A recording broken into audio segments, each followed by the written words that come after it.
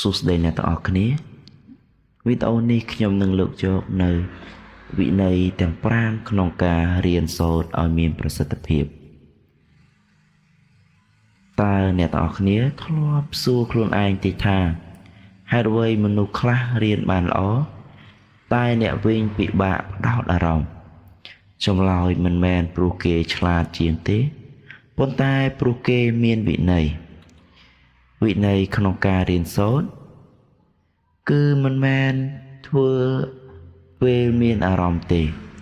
តែជាការធ្វើទោះបីអ្នកមិនចង់ធ្វើក៏ដោយវាគឺការកំណត់ពេលវេលាហើយគោរពវាដោយគ្មានការពន្យាពេលហេតុអ្វីវិន័យសំខាន់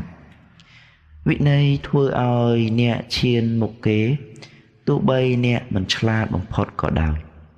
មនុស្សដែលមានវិន័យគេមិនរងចាំអារម្មណ៍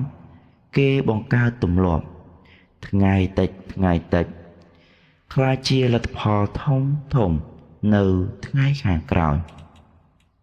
5ជំហានបង្កើតវិន័យក្នុងការរៀនសូត្រ 1. កំណត់គោលដៅច្បាស់លាស់ដឹងថាអ្នករៀនដើម្បីអ្វី 2. បែងចែកពេលវេលារៀនជារៀងរាល់ថ្ងៃទោះតិចក៏ដោយ 3. កាត់បន្ថយការរំខានបិទទូរស័ព្ទឬ Social Media បង្កើត Routine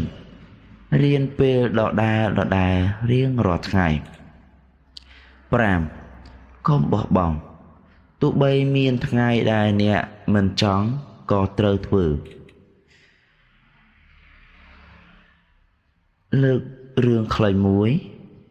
មានសិស្សម្នាក់គាត់មិនឆ្លាតបំផុតទេប៉ុន្តែគាត់រៀងរាល់ថ្ងៃគាត់មិនដែលខកខានក្នុងការរៀនសូត្រឡើយឆ្នាំក្រោយគាត់ខ្លាចជាសិស្សល្អបំផុតក្នុងថ្នាក់មិនមែនដោយសំណាងប៉ុន្តែដោយវិន័យដែលគាត់បាន